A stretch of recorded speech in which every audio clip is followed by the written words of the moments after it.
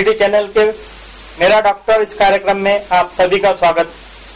इस कार्यक्रम के तहत हम हर हफ्ते आपको नए नए डॉक्टरों से, नए नए प्रैक्टिशनरों से आपका परिचय कराते हैं और आपसे इन सब डॉक्टरों के द्वारा जो परेशानी, जो बीमारी है, इसमें मार्गदर्शन प्राप्त करते हैं। इसी कार्यक्रम की कड़ी के तहत आज हम आपको मिलवा रहे हैं डॉक्टर स्मिता थोरात। यह आयुर्वेद प्रैक्टिशनर है और अपना विशेष मार्गदर्शन पंचकर्म इस विषय पर देंगे। मैडम नमस्कार। तो आयुर्वेद में पंचकर्म क्या होता है, इसके बारे में थोड़े हमारे दर्शकों को जानकारी चाहिए। पंचकर्म बेसिकली 5 कर्म हैं, जिनमें स्नेहन, स्वेदन, वमन, विरेचन और बस्ती ये आते हैं। शरीर में 5 जरूरी जो 3 दोष या फिर धातु होते हैं, वात, पित्त और कफ, इनसे ही सारे प्रकार के रोग होते हैं और इनका शमन करने के लिए या फिर इनका शोधन करने के लिए पंचकर्म करते हैं। पंचकर्म जैसे आपने बताया, स्नेहन, स्वेदन, वमन, विरेचन और बस्ती। तो इसमें आप हमारे दर्शकों को ये बताइए कि स्नेहन यानी क्या है, इसको एक जनरल भाषा में क्या बोलते हैं? सिंपल स्नेहन यानी सिर्फ तेल की मालिश। जी, ये और ये हम रोजमर्रा भी करते हैं और रोज के खाने में भी तेल का होना जरूरी होता है। हर चीज का पोषण करने के लिए तेल जरूरी होता है। जैसे हमारे बाल होते हैं, उनमें अगर तेल लगाया जाए तो उसका पोषण अच्छी तरह से होता है, वैसे ही हमारी त्वचा को भी तेल की जरूरत होती है और इसीलिए हम स्नेहन करते हैं। स्नेहन ने मालिश, तो मालिश क्या हर तरह की स्त्री ले सकती है, हर पुरुष ले सकता है? नहीं, ऐसे नहीं होता है। उसके भी खास कुछ विशिष्ट जो रोग वाले लोग होते हैं उन्हीं में किया जाता है। जैसे कुछ चीज किसी को ही चलती है, हर कोई नहीं यूज कर सकता है। जैसे कोई टैबलेट या फिर कोई गोली किन्हीं लोगों को ही चलती है, वैसे ये भी होता है। किन्हीं प्रकार के लोग होते हैं, जैसे यूजुअली वात दोषों में, जहाँ पर त्वचा रुक्ष हो जाती है या फिर वात व्याधि बहुत आजकल सबको होता है, उन रोगों में स्नेहन किया जाता है। तो वात रोगों के लिए स्नेहन का ज्यादा विशेष महत्व रखता है। वात वाले कहने का मतलब जिनके घुटनों में दर्द है वो भी वात होता है क्या? वो वात होता है, पर वात के भी बहुत तरह होते हैं। वात के 80 व्याधि है। 80 व्याधि। तो उनमें से आम वात वगैरह जो इसमें अगर हम स्नेहन करेंगे तो वो बढ़ सकता है। तो ऐसे इसमें रुक्षण जो चिकित्सा होती है वो की जाती है। पर जहाँ पर रुक्षता ज्यादा बढ़ती है, वात के कुछ ऐसे व्याधि है जहाँ पर किन्हीं ऐसे व्याधियों में हम स्नेहन यूज कर सकते हैं। कौन कौन सी वात की व्याधि में आप स्नेहन दे सकते हैं? वात के हर तरह के व्याधि में, जैसे रुक्षण जो होता है एक मेन गुण वात का, तो उसमें हम स्नेहन कर सकते हैं।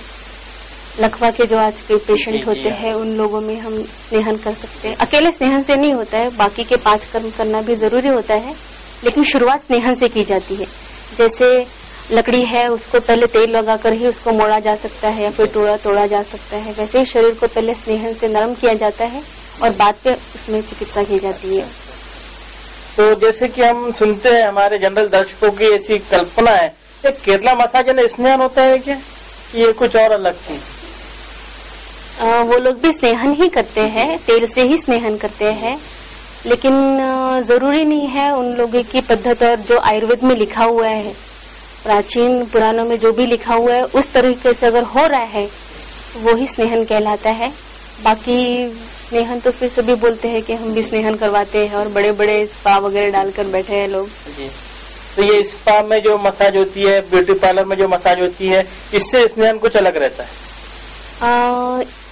स्नेहन वही कर सकता है जो इसमें तज्ञ है, जो इसे जानता है। स्नेहन सिर्फ तेल लगाया और बस उल्टा सीधा ऐसे करने से कोई स्नेहन नहीं कहते हैं। जो लोग इसमें तज्ञ हैं, जिन्होंने आयुर्वेद की डिग्री ली है या फिर जिन्होंने इस बारे में पढ़ा है, वही जानते हैं कि स्नेहन कैसे किया जाता है। अच्छा, यानी अगर अनाड़ी आदमी ने कर लिया तो इससे नुकसान भी हो सकता है? तो इससे नुकसान हो सकता है। क्या नुकसान हो सकता है इससे? इसके एक मूवमेंट्स रहते हैं स्नेहन के, जैसे हमारा रक्त प्रवाह ऊपर की ओर रहता है, तो वैसे ही मूवमेंट में हमने स्नेहन करना चाहिए या फिर मालिश करनी चाहिए। अन्यथा जो हमारे ऊर्ध्व भाग में जो बीमारियां रहती है वो हमारे अधोभाग में जा सकती है, उससे बहुत सारी परेशानी हो सकती है। ये मेन कारण रहे कि बीमारी अंदर के अंदर अपनी जगह बदल देती है, इससे तकलीफ ज्यादा बढ़ सकती है। अच्छा अच्छा। तो स्नेहन के बाद में फिर जैसे आपने स्वेदन बताया, ये स्वेदन क्या है? स्वेदन भी एक सिंपल भाषा में बोला जाए तो भाप लेना। आजकल ऐसे होता है कि हम सेक लेते हैं या फिर भाप लेते हैं, तो उसमें ऐसा होता है कि ब्यूटी पार्लर में भी आजकल चेहरे में भाप दी जाती है।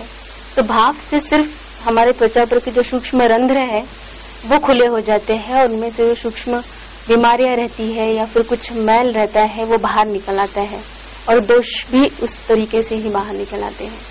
यानी स्वेदन क्या चेहरे को देना चाहिए कि पूरे शरीर? पूरे बॉडी को भी स्नेहन स्वेदन देते हैं। स्वेदन के 2 प्रकार है, एक आग्नेय है, अनाग्नेय है। हमारे प्राचीन पुरुषों ने जो बताकर रखा है या फिर आयुर्वेद के जो तज्ञ हैं उन्होंने लोगों ने बताकर रखा है कि इसके 2 प्रकार है।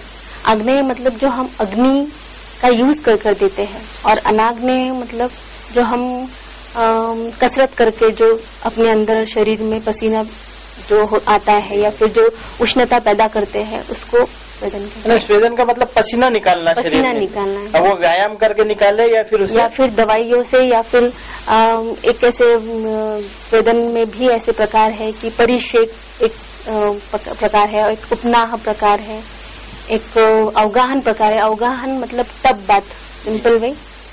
तो इसमें ऐसा किया जाता है कि पेशेंट को एक ऐसे कमरे में या फिर एक ऐसे डिब्बे में बंद किया जाता है जहाँ चारों ओर से भाप जारी है। उस वजह से पेशेंट को किसी खास विशिष्ट समय तक पेशेंट की परिस्थिति अनुसार उतने देर तक पेशेंट को रखा जाता है और फिर भाप दी जाती है।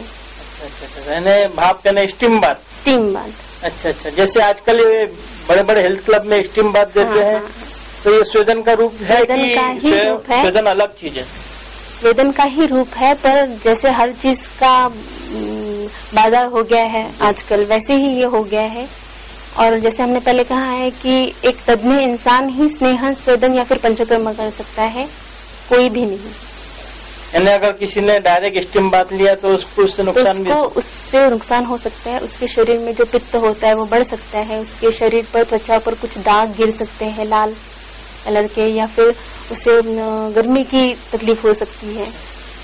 या फिर कोई जैसे ब्लड प्रेशर का रोगी है उनको भी आप स्वेदन करते हैं? नहीं, ब्लड प्रेशर के रोगी को पहले ही ब्लड प्रेशर की वजह से उसमें थोड़ी गर्मी होती है और वो खुद पहले ही परेशान होता है इन सारी चीजों से।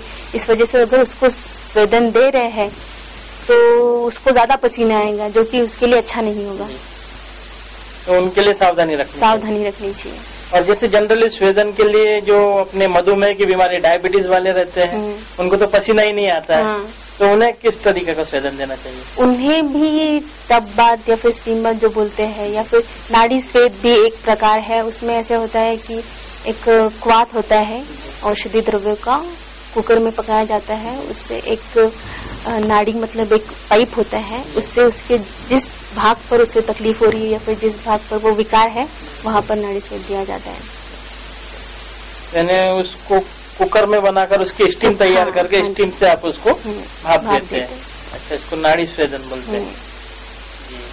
तो और स्वेदन के अंदर कोई ज्यादा नुकसानदायक कोई चीज हो ऐसा कि ऐसे इससे बहुत सावधान रहना चाहिए जो आज आम जनता को पता नहीं है, तो इसमें सबसे ज्यादा गंभीर परिस्थिति कौन सी आ जाती है? क्या स्वेदन लेने वाला अगर ब्लड प्रेशर का रोगी है तो उसे हार्ट अटैक आ सकता है?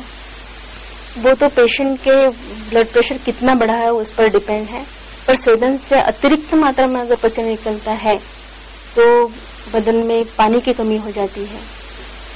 तो बदन में पानी की कमी हो जाने की वजह से डिहाइड्रेशन हो जाता है और बहुत सारी बीमारियां हो सकती है। फिर डिहाइड्रेशन की वजह से चक्कर आना, पेशेंट को ग्लानि महसूस होना, कमजोरी लगना, ये सारी चीजें होती है। ये सब चीजों को सावधानी रखना जरूरी रहता है। जैसा कि आपने अभी बताया है कि स्नेहन और स्वेदन, इसके बाद में आपने बताया एक वमन क्रिया, ये क्रिया है या कोई अलग चीज है? ये एक कर्म है, क्रिया ही है, पर स्नेहन स्वेदन होने के बाद ही इसे किया जाता है। ये इसका सिंपल मतलब अगर हम लेंगे तो वमन मतलब औषधि द्रव्यों को पिलाकर उन्हें उल्टी द्वारा बाहर निकालना, जिसमें दोष भी बाहर आते हैं। मुख्यतः यह कफत जो व्याधि होते हैं, बिल्कुल कफ के जो व्याधि होते हैं, उन लोगों में ज्यादातर के वमन किया जाता है। तो वमन यानी उससे उल्टी आप अपने आप करवाते हो कि जबरदस्ती उससे करवाते हो? उल्टी का द्रव्य देकर हर बहुत सारे औषधि द्रव्य जो होते हैं, कफज पित्तज जो बीमारी रहती है उसमें अलग दवाइयाँ होती है, जो पित्तज सिर्फ रहती है उसमें अलग दवाइयाँ होती है, कफज में अलग दवाइयाँ होती है। इन सारी चीजों का सारा विचार करने के बाद में जो मुख्यतः व्याधि जिसका बहुत ज्यादा प्रभाव है रोगी पर, उसका विचार करके उसको पेशेंट को वो दवाई पिलाई जाती है और उसको कंसंट्रेट कराया जाता है कि भाई ये दवाई तुझे उल्टियों के लिए दी गई हुई है। और कुछ देर बाद उसे अंदर से पसीना आने लगता है, मचलाहट होने लगती है, थोड़ा चक्कर आने लगता है और उसे बोला जाता है कि गले में एक पत्ता भी आता है वनस्पतियों का, तो उस तमाल पत्र वगैरह के जो जड़ होती है उसको भी थोड़ा जीभ पर घिसने के वजह से उल्टियाँ करने लगता है पेशेंट। तो उल्टियाँ करने से जैसे कि अब आपने कहा है कि वात वाले के लिए अलग से होता है और कफ वाले के लिए अलग से होता है। तो वात में जैसे पेट में आम वात होती है, जनरली सभी जानते हैं। तो आम वात वाले के लिए अगर अपन ने वमन क्रिया कराई है तो कभी कभी ये देखने में आया कि कुछ रक्त भी निकल जाता है, तो ये कोई किसी डॉक्टर के अंडर करना चाहिए कि कोई भी कर सकता है? नहीं, पंचकर्म की हर एक चिकित्सा डॉक्टर के अंडर में ही करनी चाहिए, क्योंकि वही जानते कि कितने मात्रा में दवाई दी जानी चाहिए। एक्चुअली अगर किसी पेशेंट को रक्त बाहर आ रहा है उल्टी करते हुए तो वो अति योग है वमन का, उसको ज्यादा दवाई पिलाई गई है या फिर उसे अंदर कुछ डैमेज हो गया उस वजह से रक्त आ रहा है। रक्त आना बिल्कुल ही बुरी बात है और वो नहीं आना चाहिए। तो और जैसे जिसे दमा अस्थमा होता है, ऐसे जो अपने कफ रोगी के रूप में गिना जाता है, तो इन्हें भी वमन कराकर काफी फायदा मिलता है और कफज व्याधियों में ही ज्यादातर के वमन क्रिया की जाती है। अच्छा, कफ वाले के लिए काफी फायदेशीर होता है। जनरली ये देखा गया है कि आजकल कफ का प्रतिशत ज्यादा बढ़ गया है, तो ये कफ का कारण क्या रहता है? कफ का कारण जैसे ऋतु है हमारे 6 तरह के जो ऋतु है, या फिर हम अगर देखे जाए तो कॉमनली 3 ही ऋतु मानते हैं, वर्षा ऋतु और समर, विंटर और रेनी सीजन। तो रेनी सीजन में ज्यादातर के कफ होता है और किसी बच्चों में बचपन से प्रवृत्ति रहती है कफ ज्यादा होने की, ऐसे बच्चों में कफ विकार में वमन किया जाता है। और ये एक बेस्ट तरीका है एलोपैथी की बहुत सारी दवाइयां लेने से अच्छा है और जड़ से मिटाई जाती है बीमारी कफज। इसमें आप कफ की बीमारी जड़ से निकल जाती है। हाँ जी। और कफ अगर नहीं निकला तो उससे अस्थमा वगैरह होता है? अस्थमा हो सकता है, ब्रोंकाइटिस हो सकता है, बहुत सारी बीमारियां होती है। हमारे दर्शकों को जानकारी देना चाहिए, इसलिए हम थोड़ा सा पूछ रहे हैं कि ब्रोंकाइटिस के बाद में और क्या क्या हो सकता है इसमें? कफज व्याधियों में पेशेंट न्यूमोनिया वगैरह हो सकता है, कफ के कारण हो सकता है। और अगर बच्चा है, कम उम्र है, उसमें तो कभी कभी किसी बच्चे की डेथ भी कफ की वजह से हो सकती है। काफी गंभीर परिणाम हो सकते हैं। तो ये आपने जैसे कि जानकारी दी है कि अभी पूरे पंचकर्म के 3 कर्मों की जानकारी दी है। अब इसके बाद हमारा थोड़ा सा ब्रेक लेना हक बनता है, तो अभी हम दर्शकों से निवेदन करते हैं कि आप कहीं जाइएगा नहीं और मिलते हैं ब्रेक के बाद।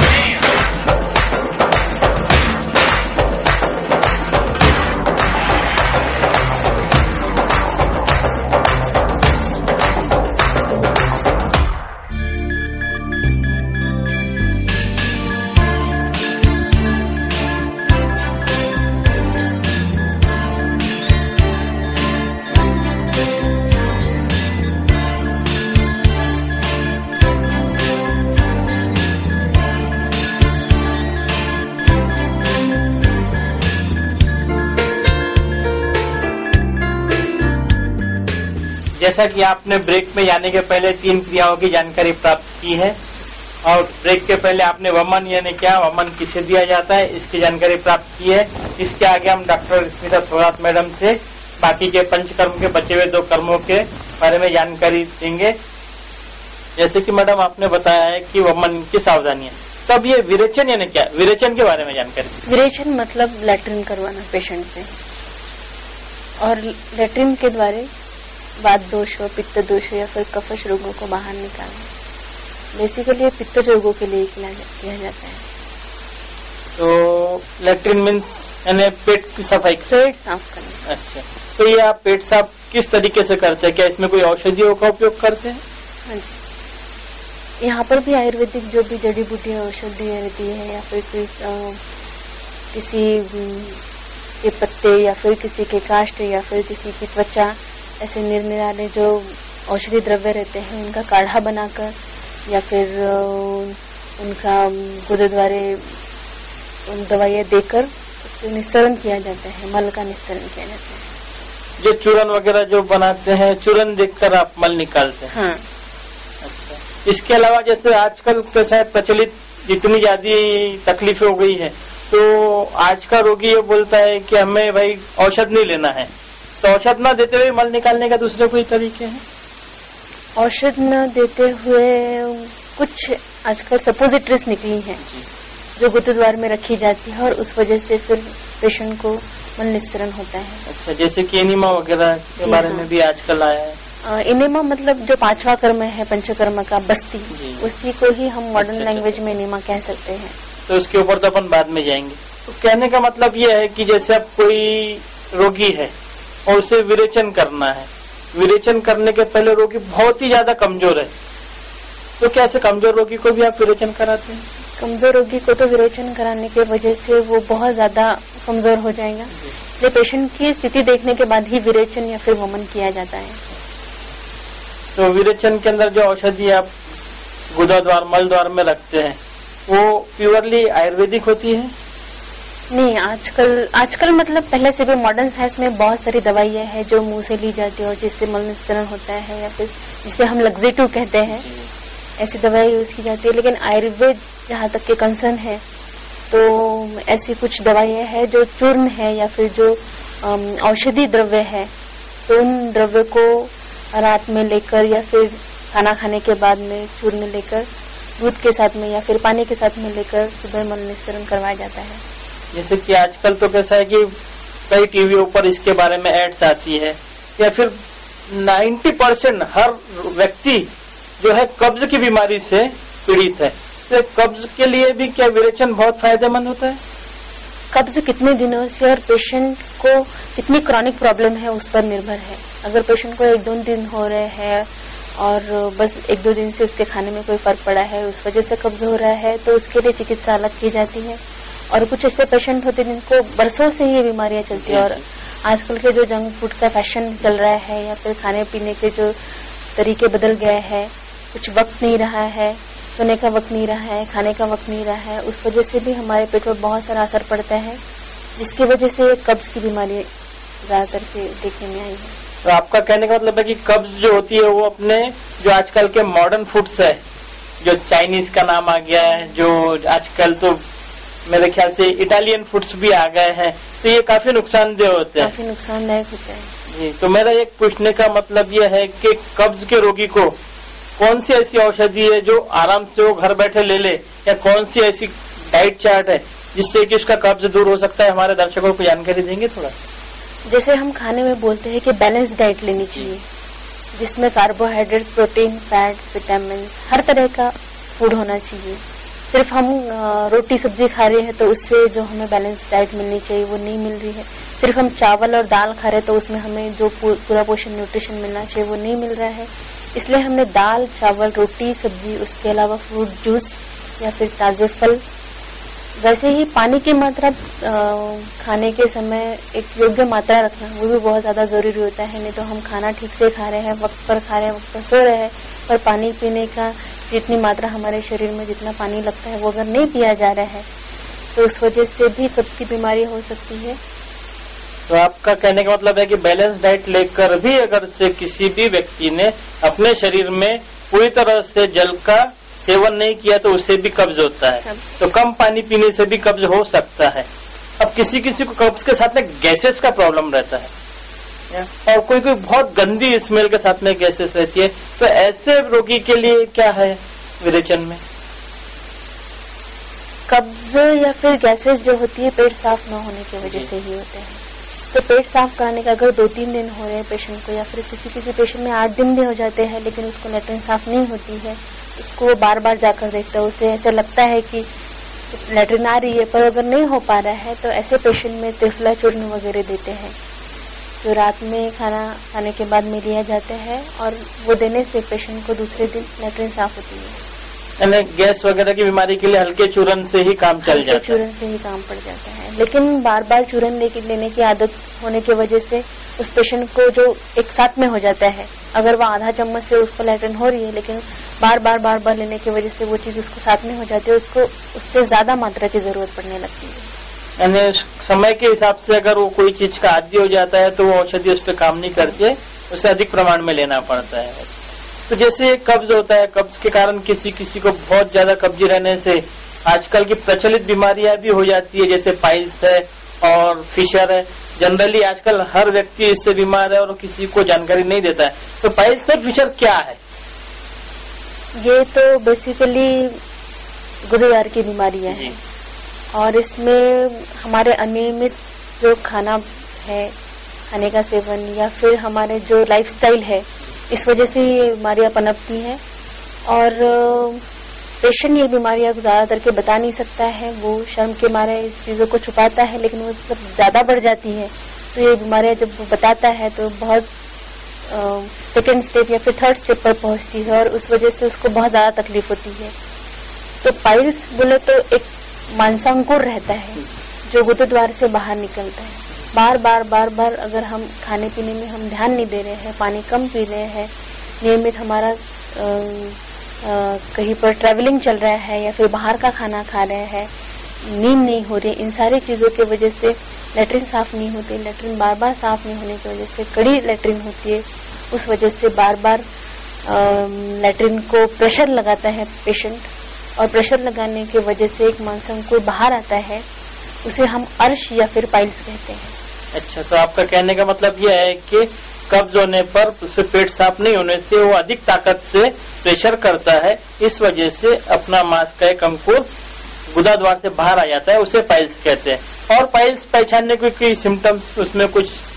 पाइल्स पहचानने के सिम्टम, जब भी पेशेंट लैट्रिन करता है तो उसको तकलीफ होती है, लैट्रिन से आने के बाद उसको जलन होती है लैट्रिन के जगह पर, या फिर उसको दर्द होता है, और जब ये बहुत ज्यादा होने लगता है तो कभी कभी उसके गुदा द्वार से रक्त भी बहने लगता है, जो कि उसके लिए बहुत हानिकारक होता है।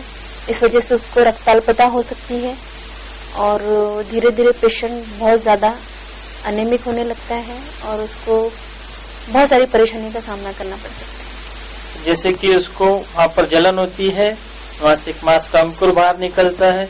हमारे दर्शकों को ये जानकारी नहीं रहती है, इसीलिए बात को बताया जा रहा है कि कोई भी अपना अगर पाइल्स का ऐसा कोई भी गुदा द्वार से अंश बाहर निकलता है, उसे जलन हो रही है, वहाँ कोई खुजली चलना भी इसमें क्रिया होती है। हाँ जी, खुजली चलना। तो ऐसा कोई रहा तो आप उसमें पाइल्स वगैरह समझ सकते हैं। पाइल्स के अलावा एक फिशर चीज भी आपने कहा था, फिशर क्या होता है? फिशर बोले तो एक चीरा पड़ जाते हैं, गुदा द्वार पर चीरा पड़ जाते हैं। बार बार अगर कड़ी लैट्रिन हो रही है तो वो जब गुदा द्वार से बाहर निकलते तो वहाँ पर चीरा पड़ जाती है, और चीरे पड़ने की वजह से पेशेंट को वही जो पाइल्स में जो सिम्टम्स है वही फिशर में भी दिखाई देते हैं, और पेशेंट को गुदा द्वार में खुजली होना, या फिर वहाँ से रक्त बहना, या फिर दर्द होना, ये सारी चीजें उस बीमारियों में हमें दिखती है। तो वहाँ से जो रक्त बहता है वो काफी गंभीर परिणाम भी कर सकता है। हाँ, वो काफी गंभीर परिणाम ऐसे करता है कि रक्त कहीं से भी बहे, वो हमारे पेशेंट को रक्ताल्पता से ज्यादा सामना करना पड़ता है, पेशेंट एनेमिक हो जाता है। और फिर जैसे हमने पहले भी कहा है कि बैलेंस डाइट हम कितना भी बोले तो नहीं लेते हैं, तो पहले ही आजकल के यहाँ पर दिखाया जाता है कि मैक्सिमम पेशेंट एनेमिक है, और ऐसे अगर बीमारियां हुई और ऐसे ही ज्यादा अगर खून जा रहा है उससे, तो वो और ही ज्यादा एनीमिक हो सकता है। तो आपका कहने का मतलब है कि बड़े बड़े घर के अंदर भी जो हीमोग्लोबिन की कमी की बीमारी जो होती है, तो उसका मुख्य कारण पाइल्स या फिशर भी हो सकता है। पाइल्स फिशर हो सकता है। तो इसके बाद में जैसे कि आपने बताया है कि विरेचन क्रिया हो गई है, तो बस्ती क्रिया यानी क्या है? बस्ती मतलब इनेमा देना है, जो अलग अलग तरह का होता है। अगर कब्ज हो रहे हैं, जैसे हमने कहा विरेचन के बारे में, या फिर पंचकर्म में ये जो मेन है बस्ती। बस्ती में हम पेशेंट को इनेमा देते हैं, जिसे मॉडर्न लैंग्वेज में इनेमा कहते हैं। ये मॉडर्न अनुसार हम मॉडर्न दवाइयों से भी दे सकते हैं, परगेटिव या फिर लग्जेटिव्स के साथ में, और आयुर्वेदानुसार हम अलग अलग दवाइयों के क्वाथ या फिर काढ़े बनाकर हम गुदाद्वार से उस पेशेंट को देते हैं, और कुछ देर बाद उस पेशेंट के पेट में खलबली होती है और फिर जो दोषों सहित मल बाहर आता है। खलबली करके मल को बाहर निकालते जी। तो एक खलबली जैसे कि आप गुदाद्वार से मल बाहर आता है, तो इसमें क्या पेट में काफी तेज दर्द वगैरह होता है कि वैसे ही प्लेन जैसे पेट साफ हो जाता है? कभी कभी दर्द भी होता है पेशेंट को। पेशेंट अगर कमजोर है, वो नहीं सह पा रहा है, जो योग होता है, जो मात्रा होती है औषधि की, वो अगर प्रॉपर नहीं है, तो कभी कभी पेशेंट को दर्द होता है और उसको एक अर्जेंसी होती है कि वो मल उसका बाहर निकलना जरूरी होता है, तब तक कि उसमें के पेट में दर्द होता है। इसके अलावा और कोई एनिमा के अलावा बस्ती क्रिया के अंदर किसी वस्तु का इस्तेमाल करते हैं? एनिमा बोले तो ही बस्ती है, और बस्ती में औषधि द्रव्य का ही ज्यादातर के यूज किया जाता है। तो जल के रूप में करते हैं या कुछ? जल, क्वाथ या फिर जो द्रव पदार्थ होते हैं, जो फिर वनस्पतियां होती है, उनका क्वाथ या फिर काढ़ा बनाकर ही गुदाद्वार में डाला जाता है। वो भी एक विशिष्ट मात्रा में और विशिष्ट समय तक ही वो पेट के अंदर लगता है, बाकी कुछ समय के बाद वो बाहर निकल आता है। तो ये जो आप एनिमा जो बस्ती क्रिया करते हैं, इससे तो रोगी काफी खुश और प्रफुल्लित हो जाता होगा? जी हाँ, पेट अगर साफ हो रहा है तो पेशेंट तो प्रफुल्लित हो गई। अच्छी बात है। तो इसके अलावा और जनरली आप ये बताइए कि आयुर्वेद में पंचकर्म के अलावा सबसे विशेष महत्व किसे दिया गया है पंचकर्मों में? पंचकर्मों में विशेष महत्व आज के रोजमर्रा की जिंदगी में हम बस्ती को दे सकते हैं। वैसे हर एक कर्म को समान महत्व है, पर आजकल जैसे हमने कहा कि लाइफस्टाइल के हिसाब से कब्ज ज्यादा होने लगे हैं, पेशेंट को रेगुलर ये प्रॉब्लम रहती है कि उसको लैट्रिन साफ नहीं हो रही है, बहुत बार उसको एनेमा लेना पड़ता है, जो कि बस्ती का ही प्रकार है। तो जैसे हमारे दर्शकों ने आपका प्रोग्राम देखा है, हमारे दर्शकों से आप अपील कीजिए कि जिन्हें पाइल्स फिशर वगैरह, हमारी खास करके माता बहनें क्या करती है कि ये बीमारी छुपा देती है, तो आप ऐसी अपील कीजिए कि अपने जो सिम्टम्स आपको दिखते हैं पाइल्स फिशर के, वो दबाएं नहीं, अपने डॉक्टर से कांटेक्ट कीजिए। मैं अपने सभी दर्शकों से गुजारिश करती हूँ कि आपके अंदर जो भी बीमारियां हैं, स्पेशली गुदाद्वार से रिलेटेड पाइल्स या फिर फिशर, जिसे हम अर्श कहते हैं, ऐसे बीमारी को आप प्लीज डॉक्टर के पास में जाकर चेकअप करवाइए और अपना इलाज करवाइए। आपने हमारे दर्शकों को बहुत अच्छा मार्गदर्शन दिया। इसके साथ ही हम आपको और हमारे दर्शकों का भी धन्यवाद देते हैं, जिन्होंने अपना टीवी ना बदलते हुए, चैनल ना बदलते हुए हमारा प्रोग्राम देखा, और इसी तरह हम हर हफ्ते नए नए डॉक्टरों से आपका परिचय कराते रहेंगे और आपको नई नई बीमारियों के बारे में जानकारी देते रहेंगे। अपना इलाज किसी अच्छे डॉक्टर से सही तरीके से कराएं। आप इस बारे में हमें लिख सकते हैं, हमें फोन पे कांटेक्ट कर सकते हैं और हमें प्रत्यक्ष संपर्क भी कर सकते हैं। तो आप देखते रहिए सिटी चैनल। नमस्कार।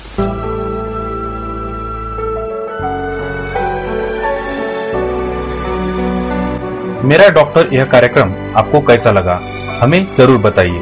आपके सुझाव सादर आमंत्रित है। हमारा पता है सिटी चैनल कार्यालय Dhanraj lane Sakkar 7 Amravati. Phone number 2563833।